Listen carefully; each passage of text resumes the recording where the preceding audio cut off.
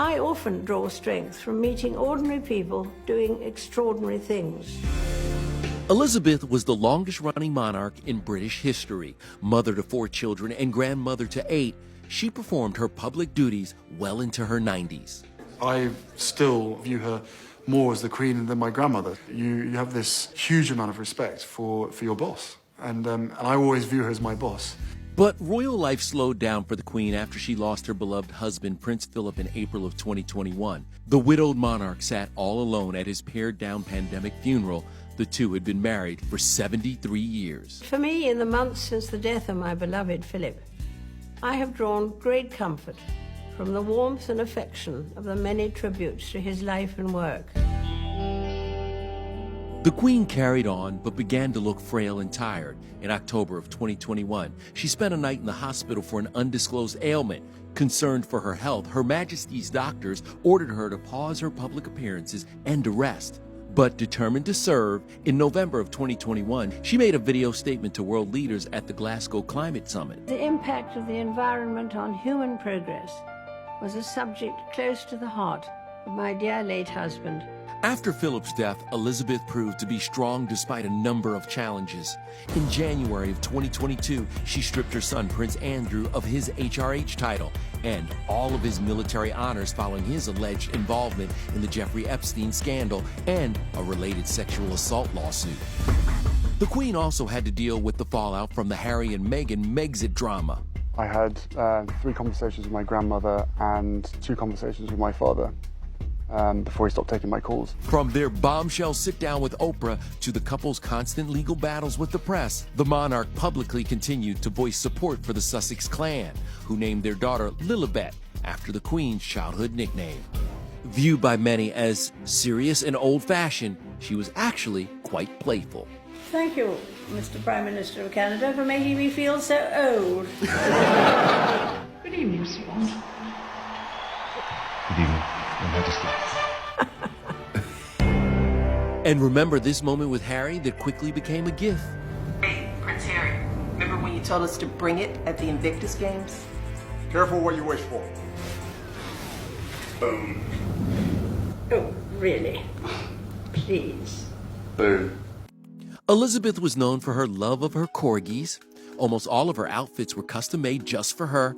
In the 50s, she favored dresses cinched at the waist. In later years, she went for coats and hats, always in bright colors, so she could stand out in a crowd. The priceless jewels and tiaras she wore were historical family heirlooms. But what the Queen definitely valued was her family. She took great pleasure in attending the royal weddings of her grandsons, William with Kate and Harry to Meghan. It's just been a busy year for my family, with 2 weddings and 2 babies and another child expected soon. It helps to keep a grandmother well occupied. That was baby Archie, and the Queen appeared overjoyed when she met her new great-grandson for the first time. She beamed while watching Prince George make a Christmas pudding and seemed very proud watching Charlotte and Louis doing the royal wave. In fact, many have noticed that Princess Charlotte has a very strong resemblance to her great-granny. The Queen, she was really thrilled that it was a little girl. And I think as soon as we came back here to Kensington, she was one of our first visitors here. I think she's very fond of Charlotte, always watching what she's up to. Georgia calls her Gangan. She always leaves a little gift or something in their room when we go and stay, and that just shows, I think, her love for her family. The Queen never sat down for a formal TV interview, but she did allow cameras into Buckingham Palace to record important events.